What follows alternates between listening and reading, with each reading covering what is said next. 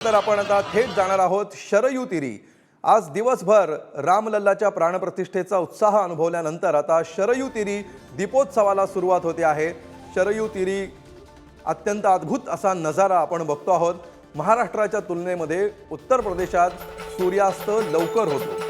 उत्तरेकडे जसजसा आपण सरकू तसा सूर्यास्त लवकर होतो आणि त्यामुळे लवकर अंधार पडायला सुरुवात होते। संध्याकाळच्या या वेळी सायंकाळच्या वेळी जसजशी आता रात्र होत चाललेली आहे तसतसा या रोषणाईला आता बहर येत चाललेला आहे आणि शरयू तीरी सुरू असणारा हा अत्यंत नयनरम्य आकर्षक असा दीपोत्सव सध्या आपण पाहताय। आनंद घेऊया या दीपोत्सवाचा।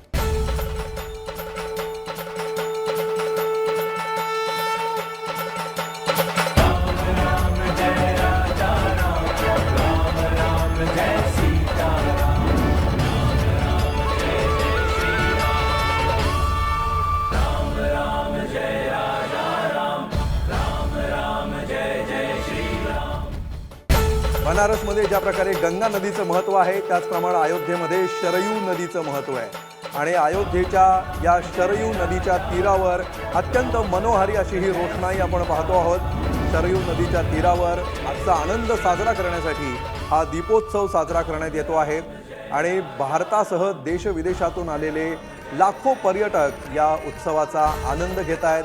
अयोध्येमध्ये या सोहळ्याला सुरुवात झालेली आहे। त्याचं पुढारी न्यूजवर आपण पाहत आहे हे थेट प्रसारण।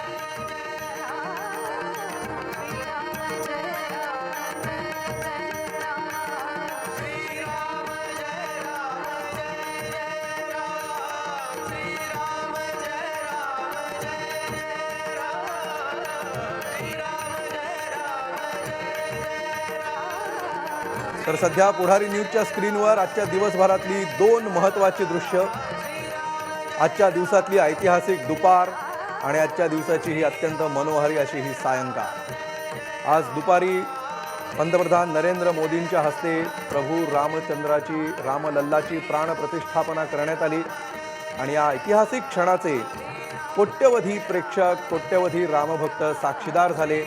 कशा प्रकारे अत्यंत भक्तिभावानं रामरायापुढे लोटांगण घालून 11 दिवसांच्या उपवासानंतर अनुष्ठानानंतर पंतप्रधानांनी या सोहळ्याला हजेरी लावली आणि या मंदिरातले वाइब्स, तिथल्या लहरी अजूनही आपल्याला जाणवत असल्याचं पंतप्रधानांनी सांगितलं।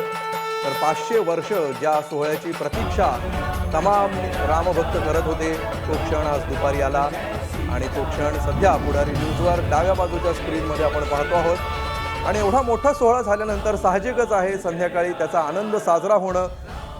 अयोध्येमध्ये आलेल्या कोट्यवधी रामभक्तांना या शरयू नदीच्या तीरावर सुरू असलेल्या दीपोत्सवाचा आनंद लुटण्यासाठी या सोहळ्याची सोय करण्यात आलेली आहे। खास आयोजन या सोहळ्याचं करण्यात आलेलं आहे आणि या सोहळ्याला काही वेळापूर्वी सुरुवात झालेली आहे। पुढचे काही वेळ हा सोहळा असाच अविरतपणे सुरू राहणार आहे आणि तिथे उपस्थित असणाऱ्या लाखो रामभक्तांचं मनोरंजन करत राहणार आहे।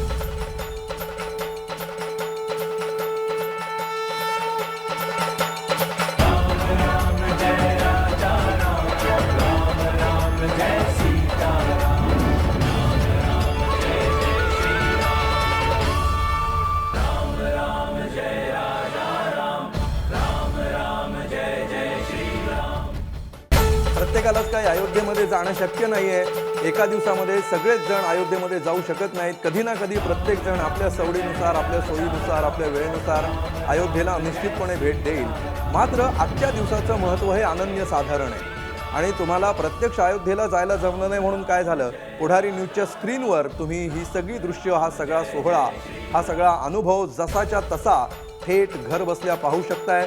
सकाळपासून जरी तुम्ही टीव्ही बघितला नसेल, अनेक जण कामावर असतील, अनेकांना टीव्ही बघणं शक्य झालं नसेल, अशा सर्व तमाम पुढारी न्यूजच्या प्रेक्षकांसाठी आज दिवसभर रात्रीपर्यंत, अगदी शेवटी 12 वाजेपर्यंत आणि त्यानंतर सुद्धा रात्रभर पुढारी न्यूजवर या सोहळ्याची इतिवृत्तांत, या सोहळ्यातील सगळी महत्त्वाची दृश्य, सगळे ऐतिहासिक क्षण तुम्ही पाहू शकणार आहात।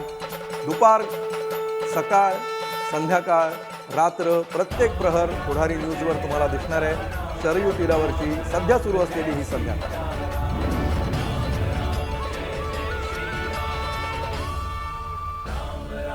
जय राजा राम, राम राम जय जय श्री राम।